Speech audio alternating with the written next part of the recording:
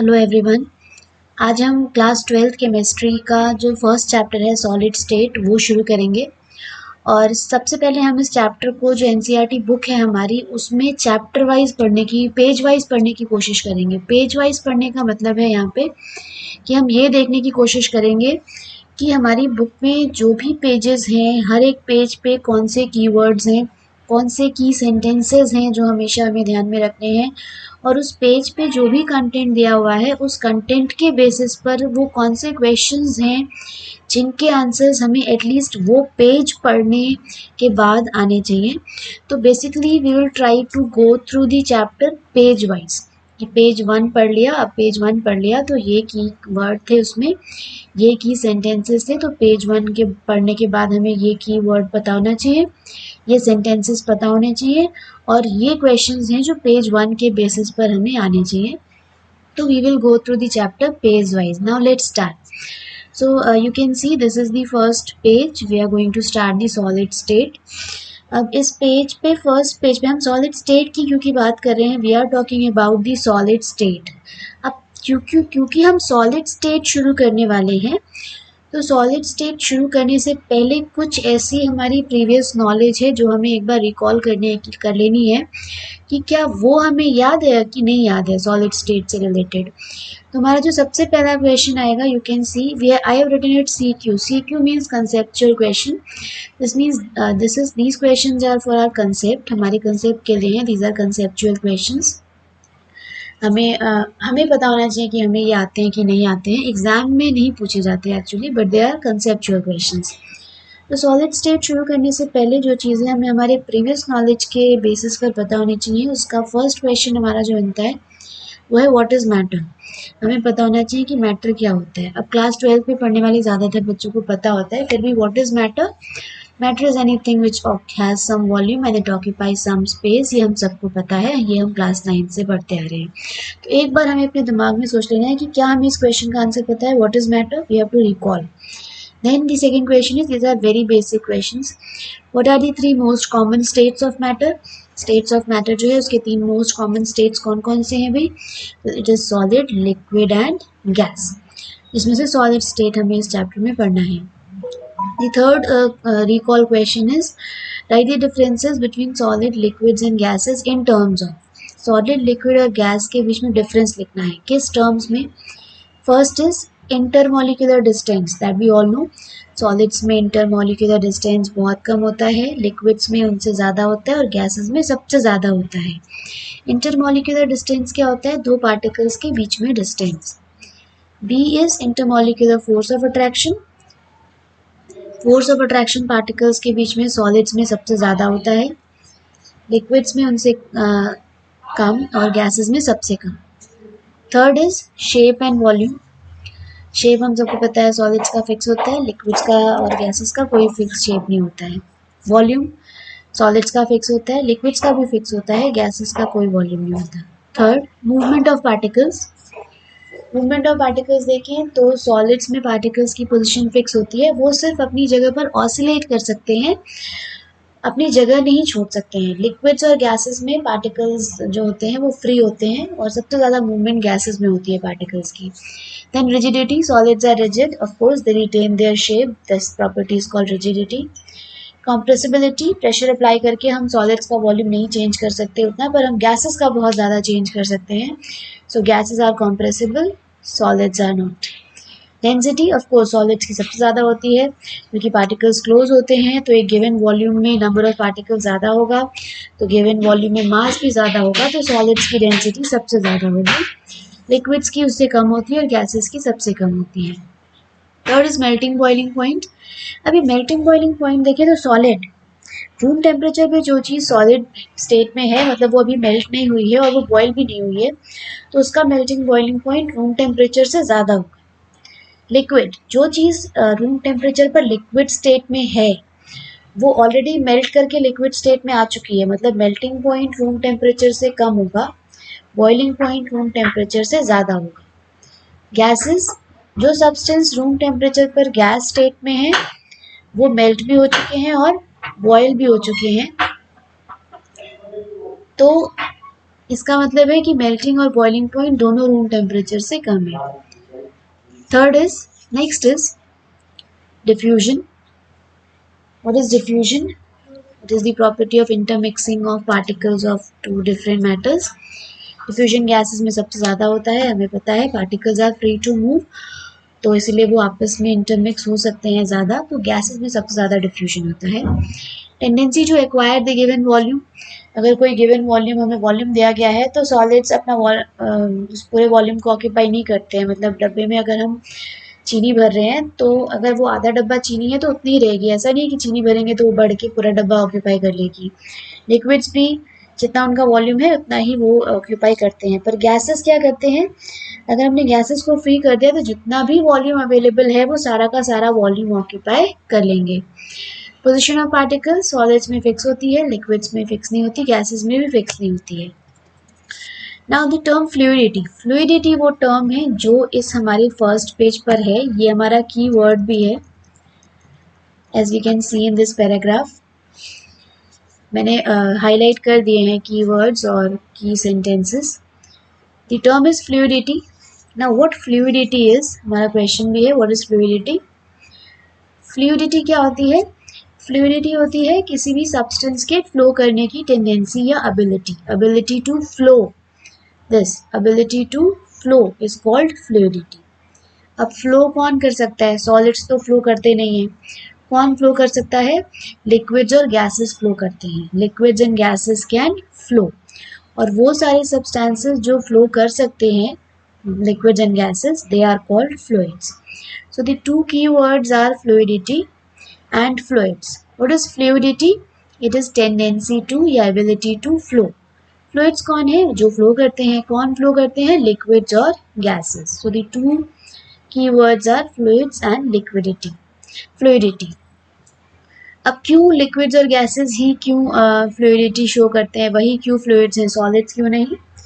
तो इसका दो की स्टेटमेंट्स हैं, आई हैव हाईलाइटेड दैट। क्या, सॉलिड्स में पार्टिकल की पोजीशन फिक्स होती है ना, तो अगर पोजीशन फिक्स होती है तो वो सिर्फ अपनी जगह पर ऑसिलेट कर सकते हैं, वहाँ से हट नहीं सकते हैं। तो क्योंकि सॉलिड में पार्टिकल्स की पोजीशन फिक्स होती है और वो अपनी पोजीशन छोड़कर नहीं हट सकते, इसलिए सॉलिड्स फ्लो नहीं करते हैं। लिक्विड्स और गैसेस फ्लो करती हैं, क्यों, ये लिक्विड्स और गैसेस में जो पार्टिकल्स होते हैं they are free to move, वो कहीं भी मूव कर सकते हैं, इसीलिए वो फ्लो करते हैं and they are called fluids. So due to the fact that the now why liquids and gases are fluids, it is due to the fact that the molecules are free to move about, उनके molecules free हैं movement करने के लिए, इसीलिए वो कहीं भी move कर सकते हैं और इसीलिए गैस और लिक्विड्स फ्लो करती हैं and therefore they are called fluids। वहीं पे सॉलिड्स में क्या है, constituent particles in solids have fixed positions and can only oscillate about their mean position। Solids में क्या होता है, पार्टिकल्स की पोजीशन फिक्स है, वो सिर्फ अपनी जगह पर ऑसिलेट कर सकते हैं, अपनी पोजीशन छोड़ नहीं सकते हैं, इसीलिए सॉलिड्स जो होते हैं वो फ्लो नहीं कर पाते, तो they are not fluids. So the two keywords are fluids and fluidity, and these are the two main points which I have highlighted. Now the fourth question was what is fluidity? Now we know fluidity is ability to flow. Question number 5, why are liquids and gases called fluids? Liquids and gases को fluid क्यों कहते हैं, इसलिए कहते हैं क्योंकि liquids और gases flow कर सकती हैं।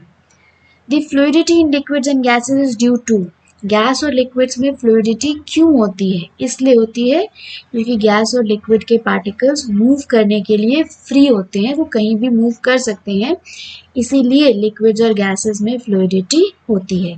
So this was the first chapter. 6 questions बनते हैं हमारे कंसेप्चुअल, 2 हमारे पास की वर्ड हैं फ्लूइड्स एंड फ्लूइडिटी, और ये 2 हमारे पास कुछ मेन की सेंटेंसेस हैं जो हमें पता होने चाहिए, ठीक है। So that was page number 1। जो चीज़ें मैंने हाईलाइट करी हैं आप अपनी एनसीईआरटी बुक में उनको हाईलाइट कर सकते हैं, की वर्ड्स को और की सेंटेंसेस को, और जो क्वेश्चंस हैं उसी पेज पर साइड में कहीं पर हमको वो क्वेश्चन लिखने नहीं है, ताकि हम जब भी वो पेज पढ़ें तो वो की वर्ड्स, वो की पॉइंट्स और वो क्वेश्चंस हमारे दिमाग में आ जाएं कि ये पेज हमने पढ़ लिया है, अब ये चीज़ें हमें जो है आ जानी चाहिए कम से कम। Now we will move to the second page. Here it is written general characteristics of solids.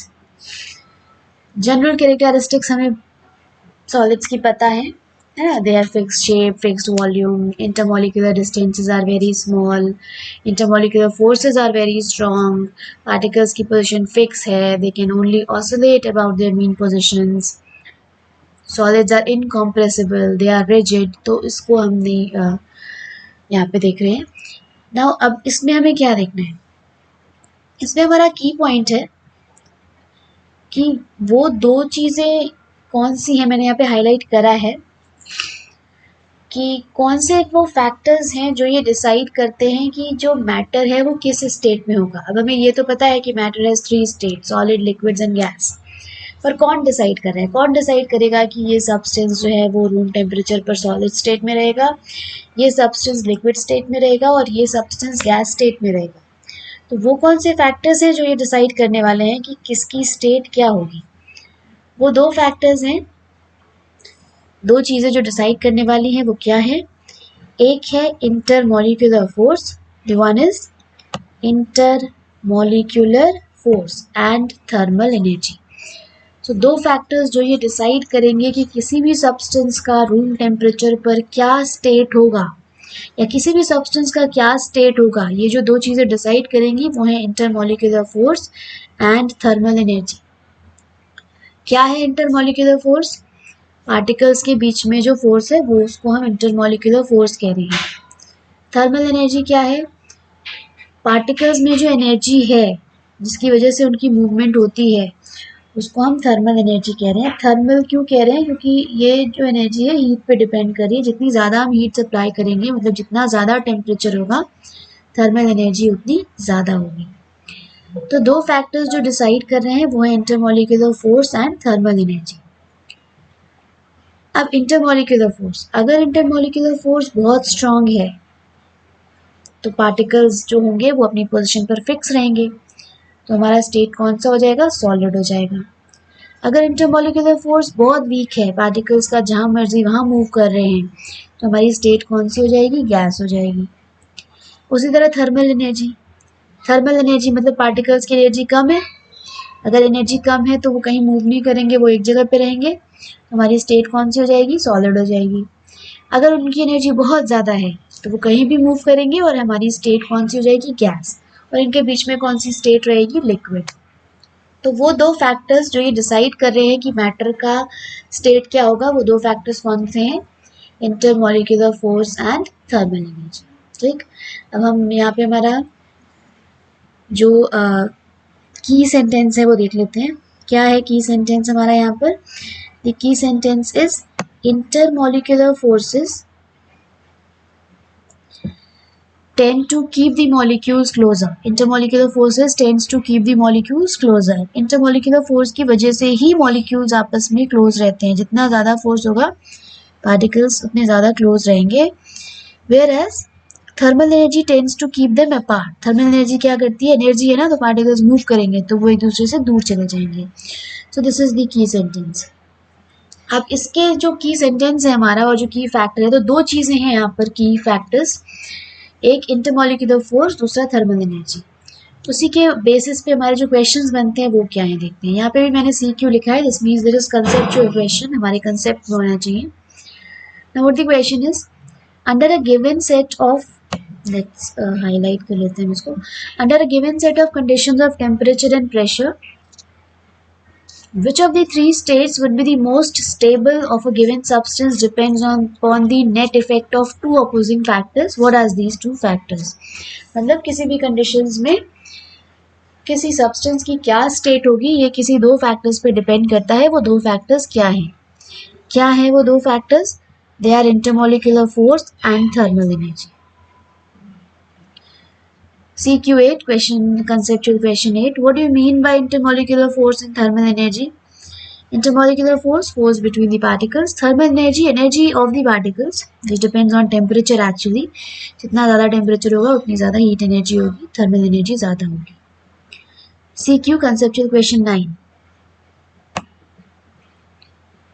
At sufficiently low temperature, temperature क्या है, कम है, the thermal energy is क्या होगी, अगर temperature कम होगा तो thermal energy क्या होगी, thermal energy temperature पे depend करती है, जितनी ज़्यादा टेम्परेचर होता है थर्मल एनर्जी उतनी ज़्यादा होती है। तो अगर टेम्परेचर कम है तो थर्मल एनर्जी लो होगी। At sufficiently low temperature the thermal energy is low. अब थर्मल एनर्जी अगर लो है तो पार्टिकल्स चुपचाप बैठे रहेंगे एक जगह, और एक जगह बैठे रहेंगे तो उनके बीच में फोर्स ऑफ अट्रैक्शन हाई होगी and intermolecular forces bring the particles close. Particles ज़्यादा पास आ जाएंगे क्योंकि एनर्जी तो है नहीं उनके पास, तो मूव नहीं कर पा रहे हैं। That they cling to one another and they occupy fixed position. Energy है नहीं तो they will occupy fixed positions, यहाँ पे फिक्स्ड होगा। These can still, अब फिक्स्ड है पर फिक्स्ड का मतलब ये नहीं होता कि हिल डुल नहीं सकते, फिक्स्ड रहेगा but they can oscillate, so they can still oscillate about their mean positions and the substances exist in the solid state. तो ये जितने भी जो भी क्वेश्चन है इन सबके आंसर आपको इन पेजेस पे मिलेंगे, तो क्वेश्चन पढ़ना है, पेज ध्यान से पढ़ना है और फिर आपको ये सब क्वेश्चंस करने हैं। Next is conceptual question 10. How now the question number 10 is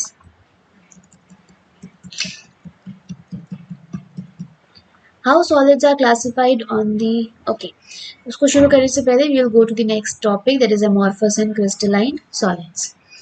Now अब हम solids की बात यहाँ से शुरू करेंगे, सिर्फ solids की बात, क्योंकि हमारा चैप्टर solid state है। तो यहाँ पर हम क्लासिफिकेशन देखने वाले हैं कि सॉलिड्स को कैसे क्लासिफाई करा जाता है। मेजर क्लासिफिकेशन मतलब दो ब्रॉड कैटेगरीज जिनमें सॉलिड्स को क्लासिफाई करा जाता है, that is amorphous and crystalline. So we will have two different types of solids, crystalline and amorphous. ठीक, क्या बेसिस है क्लासिफिकेशन का, किस बेसिस पे हम कहेंगे कि भाई ये वाला क्रिस्टलाइन है और ये वाला amorphous है? What is the basis? The basis for the classification is, now I have highlighted, this is the key point. The basis is basis of the nature of order present in the arrangement of their constituent particles. Nature of order present in the arrangement of their constituent particles का मतलब जो भी particles present हैं वो एक regular ordered arrangement में present हो सकते हैं और नहीं हो सकते हैं। मतलब मान लेते हैं हमें कहीं पर जाना है, स्कूल में ही जाना है हमको, और हमें एग्ज़ाम देने के लिए जाना है स्कूल में, तो क्या किया जाता है, एग्जामिनेशन हॉल में सबको रोल नंबर अलॉट कर दिए जाते हैं और सब लोग अपने रोल नंबर पर जाकर बैठ जाते हैं। तो ये एक ऑर्डर्ड अरेंजमेंट है, सबको पता है कहाँ बैठना है, वो अपने अपने रोल नंबर पर जाकर बैठते हैं। ये किस तरह का अरेंजमेंट है, ये ऑर्डर्ड अरेंजमेंट है। सब पार्टिकल्स यानी सब स्टूडेंट्स का पोजीशन फिक्स है। दूसरा सीन क्या हो सकता है, हम गए किसी जगह पर, किसी स्कूल में, हमें नहीं पता कहाँ बैठना है, कहीं भी जाकर बैठ जा रहे हैं। तो यहाँ क्या है, कोई ऑर्डर नहीं है, किसी की पोजीशन फिक्स नहीं है, कोई कहीं भी बैठ सकता है।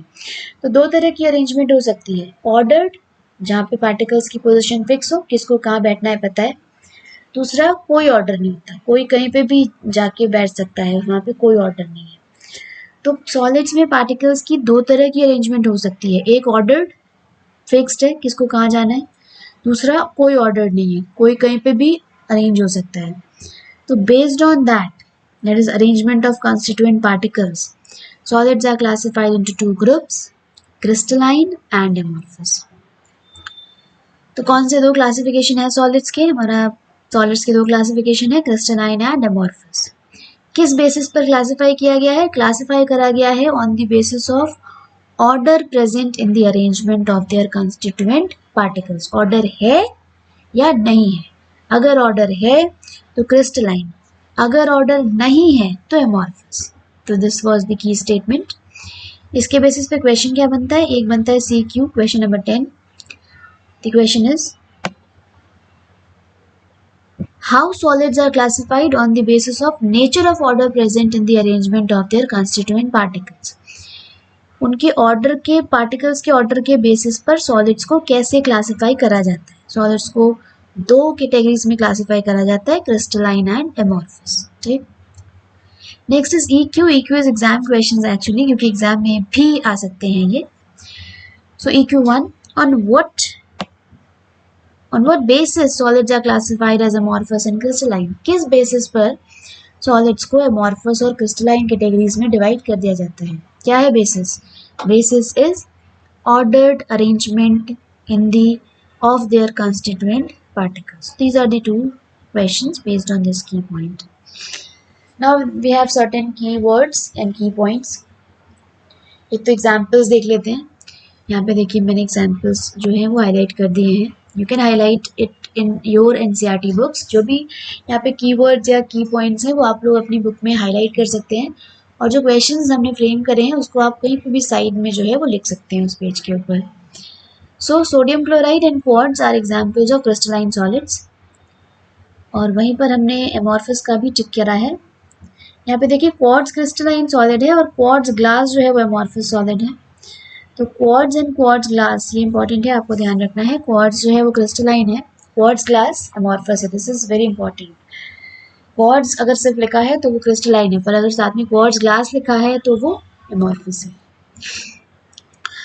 फिर एक टर्म आता है कि एमॉर्फस वर्ड कहाँ से आया है, ये भी की पॉइंट है हमारा. Amorphous solid, the amorphous word, it comes from Greek word amorphous, which means no form. There is no order. So amorphous, if this word comes from Greek word amorphous, which means no form. फिर हमारे पास दो और keywords हैं, long range order and short range. Long range order मतलब बहुत दूर तक orders है, सारे पार्टिकल्स को पता है कि कहाँ रहना है हमको. तो पूरा जो भी क्रिस्टल है, जो भी पार्टिकल्स हैं, उन सब का अरेंजमेंट ऑर्डर्ड है. पूरे सब अपनी अपनी जगह पर सिस्टमैटिक तरीके से अरेंज हैं. This is called long range order. ठीक है. शॉर्ट रेंज ऑर्डर क्या होता है, दो चार पार्टिकल तो ठीक है भाई अपना ऑर्डर्ड अरेंजमेंट में है, बट बाकी सारे क्या है उनके में कोई ऑर्डर्ड नहीं है. तो this type of arrangement is called short range order. मतलब सारे अपने अपने रोल नंबर पे बैठे हैं तो लॉन्ग रेंज ऑर्डर है. दो चार अपने रोल नंबर पे बैठे हैं, बाकी कहीं भी बैठे हैं, तो ये शॉर्ट रेंज ऑर्डर है. तो दो कीवर्ड्स हैं, long range order and short range order. क्या है देखिए, पढ़ लेते हैं एक बार सेंटेंस लॉन्ग रेंज ऑर्डर का. Long range order which means that there is a regular pattern of arrangement of particles which repeats itself periodically over the entire crystal. पूरे crystal में सभी पार्टिकल्स का अरेंजमेंट जो है वो रेगुलर ऑर्डर्ड अरेंजमेंट है, तो वो लॉन्ग रेंज ऑर्डर है. तो शॉर्ट रेंज ऑर्डर क्या है, वो भी हमारा कीवर्ड था. Let's see what is short range order.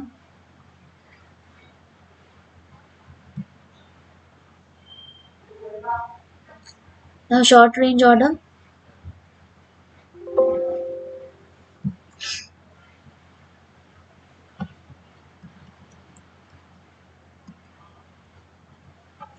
this one. See, in such an arrangement, a regular and periodically repeating pattern is observed over short distances only. मतलब सिर्फ कुछ थोड़ी देर के लिए ऑर्डर अरेंजमेंट होगा, उसके बाद कोई ऑर्डर नहीं होता है. तो इस तरह के अरेंजमेंट को हम शॉर्ट रेंज ऑर्डर कहते हैं. तो एग्जाम्पल्स हैं वो आपको ध्यान में रखने हैं. एमॉर्फस वर्ड कहाँ से ओरिजिनेट हुआ है वो ध्यान में रखना है इस पेज पे. क्वार्ट्ज क्रिस्टलाइन सॉलिड है, क्वार्ट्ज ग्लास एमॉर्फस सॉलिड है, ये ध्यान रखना है.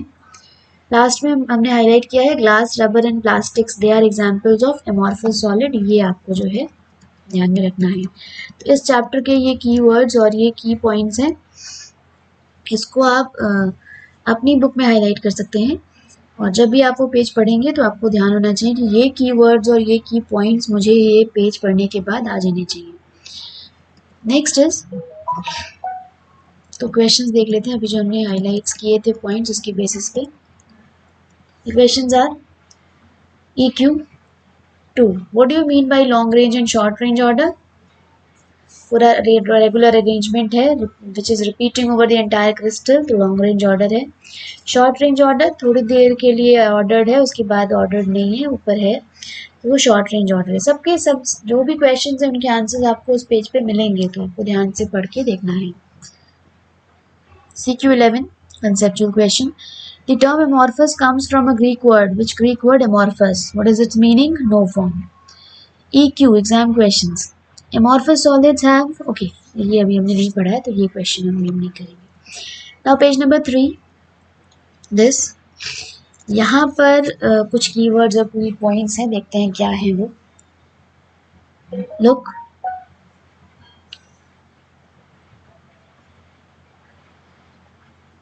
हमने क्या टिक किया है, देखिए यहाँ पे टिक किया है कि amorphous solids have a tendency to flow. यहाँ पर एक ये की सेंटेंस हमने हाईलाइट किया है, ये देख लेते हैं। तो दो तरह के सॉलिड्स थे हमारे, एमॉर्फस और क्रिस्टलाइन, और हम कह रहे हैं कि amorphous solids have a tendency to flow, though very slowly. तो बहुत स्लो है, बट एमॉर्फस सॉलिड्स में फ्लो करने की टेंडेंसी होती है। और अगर एमॉर्फस सॉलिड्स में फ्लो करने की टेंडेंसी होती है तो सच में वो सॉलिड्स नहीं हो सकते, क्योंकि सॉलिड्स जो होते हैं वो फ्लो नहीं करते हैं। तो एक हमारा की सेंटेंस क्या है, amorphous solids have a tendency to flow though very slowly. Amorphous solids में फ्लो करने की टेंडेंसी होती है, बहुत कम होती है पर होती है। अच्छा, अगर होती है तो क्या भाई, क्योंकि उनमें फ्लो करने की टेंडेंसी होती है इसीलिए amorphous solids are called pseudo solids और सुपर कूल्ड लिक्विड्स। स्यूडो मतलब फॉल्स, फॉल्स सॉलिड्स, और सुपर कूल्ड लिक्विड्स। तो ये की पॉइंट था और ये की वर्ड है। की वर्ड इज pseudo solids और super cooled liquids. So they are pseudo solids और super cooled liquids. Why they are pseudo solids? False solid क्यों है वो? क्योंकि amorphous solids जो होते हैं वो flow कर सकते हैं। तो amorphous solids are pseudo solids और super cooled liquids. Why? Because they have a tendency to flow. Okay. So this was the key point and the key word. Next is, यहाँ पे हम देख लें, इसीलिए क्योंकि फ्लो करने की टेंडेंसी होती है, तो यहीं पे अगर आप पढ़ेंगे तो आप देखोगे कि यहाँ पे हमारी बुक में लिखा हुआ है, इस पे क्वेश्चन भी बनता है कभी कभी, कि जो बहुत पुरानी बिल्डिंग्स होती हैं, glass panes fix to windows और doors of old buildings are invariably found to be slightly thicker at the bottom than at the top. जो बहुत पुरानी बिल्डिंग्स होंगी उनमें जो शीशे लगे रहते हैं, ग्लासेस, वो नीचे से थोड़े थिक होते हैं, ऊपर उतने थिक नहीं होते हैं। तो ऐसा क्यों है भाई? ऐसा इसलिए है क्योंकि ग्लास एक एमॉर्फस सॉलिड है। एमॉर्फस सॉलिड्स में फ्लो करने की टेंडेंसी होती है, तो over a period of time glass क्या हुई, धीरे धीरे नीचे की तरफ फ्लो हुई, तो नीचे थिक हो गई और ऊपर उतनी थिक नहीं होगी। तो glass panes fix to windows और doors of old buildings are invariably found to be slightly thicker at the bottom than at the top. This is because the glass flows down very slowly and makes the bottom portion slightly thicker. तो ये चीज़ हमें ध्यान में रखनी है। इसके अलावा एक चीज़ और हमें ध्यान रखनी है,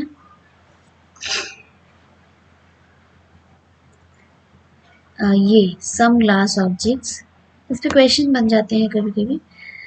So see what is written. Some glass objects from ancient civilizations are found to become milky in appearance.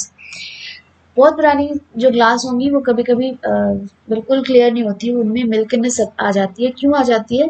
क्योंकि over a period of time क्या होता है, कभी टेम्परेचर ज़्यादा होता है तो हीटिंग होती है, टेम्परेचर कम होता है तो फिर कूलिंग हो जाती है। तो ये जो हीटिंग कूलिंग होती है, इसकी वजह से जो थोड़ा बहुत एमॉर्फस सॉलिड है ग्लास, वो उसका कहीं ना कहीं क्रिस्टलाइजेशन हो जाता है और इसलिए it appears milky. Some glass objects from ancient civilizations are found to become milky in appearance because of some crystallizations. तो ये दो पॉइंट ध्यान में रखने हैं कि मिल्कनेस क्यों अपीयर होती है ग्लासेस में, और जो पुरानी बिल्डिंग्स के जो ग्लास हैं वो नीचे से थिक क्यों होते हैं। एमॉर्फस सॉलिड्स को स्यूडो सॉलिड्स या सुपर कूल लिक्विड्स क्यों कहते हैं। ये EQ क्वेश्चन देख लेते हैं। Amorphous solids have some same structural features as liquids, liquids की तरह उनका स्ट्रक्चर होता है, and are conveniently regarded as extremely viscous liquids. ठीक है, super cool liquids. Next keywords are, यहाँ पे देखो दो कीवर्ड्स और कुछ सेंटेंसेस जो हैं यहाँ पर हमने हाईलाइट कर रखे हैं, ये आपको अपनी एनसीईआरटी बुक में कर लेने हैं। First of all see some questions. EQ4, some glass objects from ancient civilizations are found to become milky in appearance. Why? Due to crystallization. Why amorphous solids are called pseudo solids or super cool liquids? They are called pseudo solids or super cool liquids because they have tendency to flow. Okay. Now next two keywords are anisotropic and isotropic, ठीक है।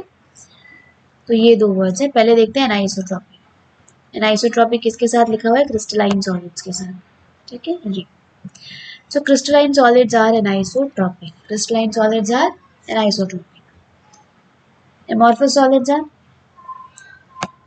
Amorphous solids are isotropic. तो ये पहले तो हमें इतने दिमाग में बिठा लेना है कि क्रिस्टलाइन सॉलिड्स जो है वो एनाइसोट्रॉपिक हैं और एमॉर्फस सॉलिड जो है वो आइसोट्रॉपिक है। अब इसका मतलब क्या हुआ? एनाइसोट्रॉपिक, आइसो का मतलब क्या होता है पहले ये देखते हैं, तो हमें ज़्यादा समझ में आएगा। आइसोट्रॉपिक का मतलब आइसो मतलब सेम होता है, ठीक है। तो आइसोट्रॉपिक होने का मतलब है कि जो एमॉर्फस सॉलिड्स होते हैं उनमें जो फिजिकल प्रॉपर्टीज होती हैं उनको हम किसी भी डायरेक्शन में मेजर करें तो दे गिव सेम वैल्यूज, ठीक है।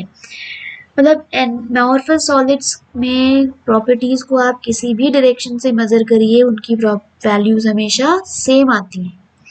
तो what an isotropic means? It means iso मतलब सेम होता है, तो value of any physical property would be same along any direction. किसी भी डायरेक्शन में मेजर करिए प्रॉपर्टीज जो हैं उनकी वैल्यू सेम आएंगी।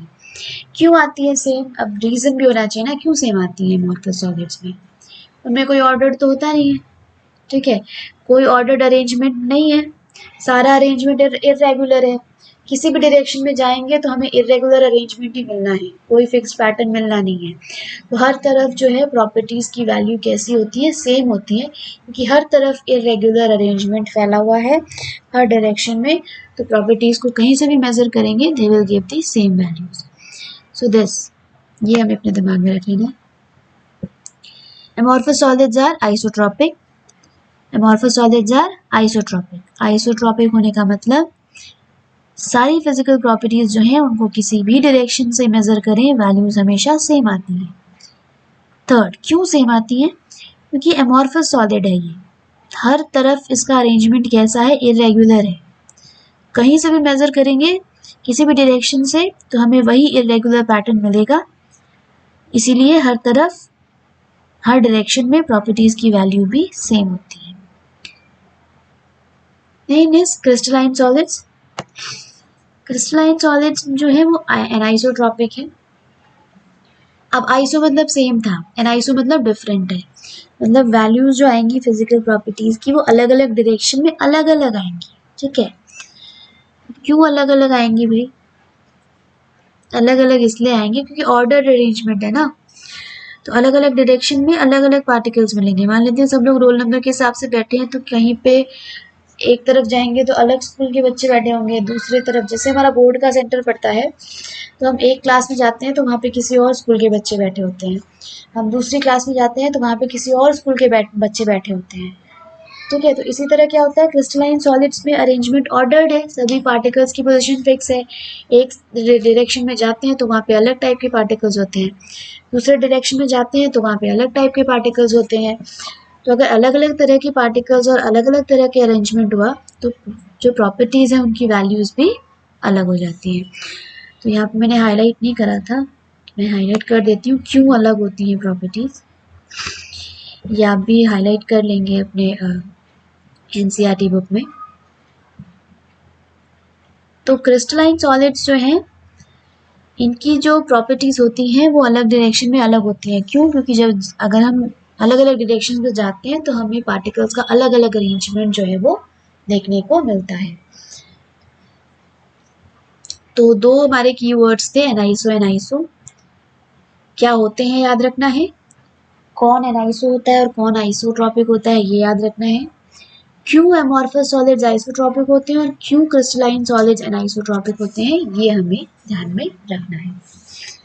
सो EQ, some glass objects from ancient civilizations are found to become milky in appearance. Why? Due to crystallization. Annealing कहते हैं actually. Why amorphous solids are called pseudosolids? Because they have tendency to flow. What do you mean by aniso and isotropy? Isotropy मतलब physical properties have same values in all directions. Anisotropy मतलब physical properties have different values in different directions. Amorphous solids are isotropic in nature and crystalline solids are anisotropic. Question number 8. Why are amorphous solids isotropic? क्योंकि हर तरफ हर direction में particles का arrangement irregular है, तो हर तरफ values जो है वो सेम आती है। वायर क्रिस्टलाइन सॉलिड्स एनाइसोट्रॉपिक, वहाँ पे क्या होता है, अलग अलग डायरेक्शन में पार्टिकल्स का अलग अलग अरेंजमेंट होता है, तो इसीलिए क्रिस्टलाइन सॉलिड्स एनाइसोट्रॉपिक होते हैं। अलग डायरेक्शन में अलग अरेंजमेंट होने की वजह से प्रॉपर्टीज की वैल्यू भी अलग अलग आती हैं। EQ10, why the glass pans of windows of very old buildings are thicker at the bottom? क्योंकि glass is an amorphous solid, it has tendency to flow. तो over a period of time क्या हुआ है, glass flow करके नीचे आ गई है, वो नीचे से थिक हो गई है। जो मैंने EQ लिखा है वो एक्चुअली EQ एग्जाम क्वेश्चंस हैं, वो एग्जाम्स में भी आ सकती हैं। जहाँ पे मैंने CQ लिखा है वो एक्चुअली कंसेप्चुअल क्वेश्चंस हैं, हमें हमारी समझ के लिए वो क्वेश्चंस पता होने चाहिए। They are not important from examination point of view.